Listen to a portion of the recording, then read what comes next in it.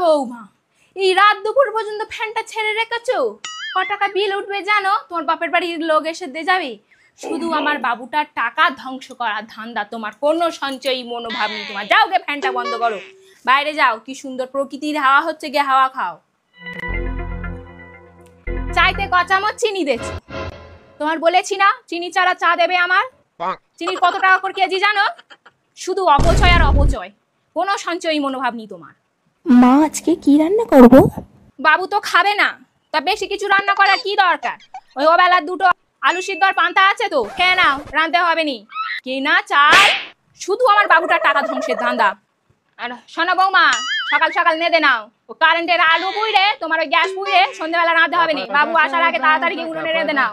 শুধু অপচয় আর অপচয়। আর রান্নায় মোটে তেল দেবে নি, জলে মাছ ভাজবে বলে দিলু। একদম তেলের খুব দাম, তেল দেওয়ার দরকার নেই।